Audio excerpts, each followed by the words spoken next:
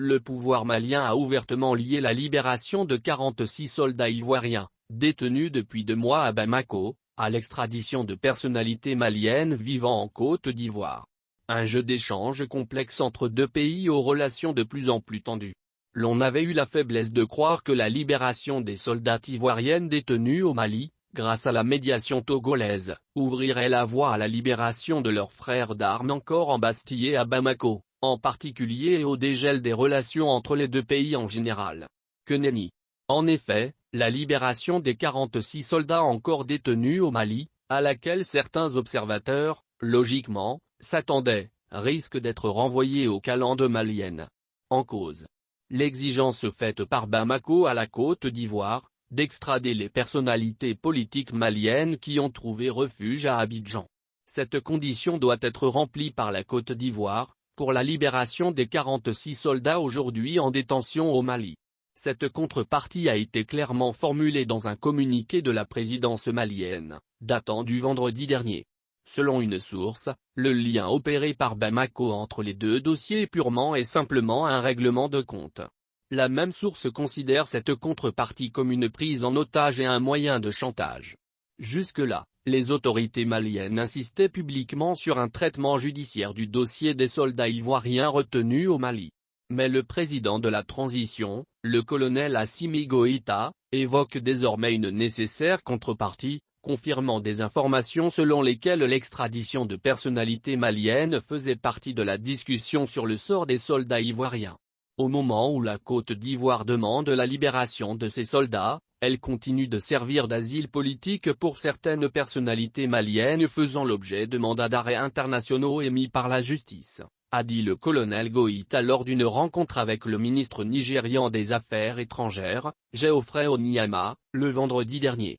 Ces mêmes personnalités bénéficient de la protection de la Côte d'Ivoire pour déstabiliser le Mali. D'où la nécessité d'une solution durable à l'opposé d'une solution à sens unique qui consisterait à accéder à la demande ivoirienne sans contrepartie pour le Mali, a-t-il dit. Parmi les personnalités visées par le pouvoir malien, on compte notamment Karim Keïta, le fils de l'ancien président Ibrahim Boubacar Keïta renversé par les colonels en 2020, Boubou Cissé, Premier ministre et Siéman Hubert Koulibaly, ministre de la Défense et des Affaires étrangères Souem Keïta. On peut voir derrière ce raidissement de Bamako, une tentative du pouvoir de ne pas s'aliéner une partie de son opinion. Face à cette exigence, l'on peut légitimement se poser la question de savoir ce que va faire Alassane Ouattara, concrètement.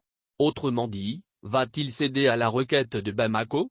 Ou va-t-il lui opposer une fin de non-recevoir? Sans être dans le secret des dieux, l'on peut se risquer à dire que le palais de Cocody optera pour la deuxième hypothèse. Et ce qui peut justifier cette position est le suivant.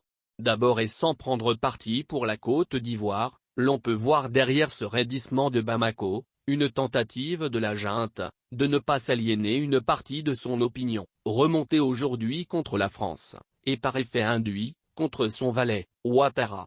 Le président ivoirien ne peut pas se permettre d'accéder à la requête, au risque de faire l'affaire de cette opinion, pour laquelle tous les malheurs qui s'abattent sur le Mali aujourd'hui, porte la signature de 2 personnes, c'est-à-dire Macron et Ouattara.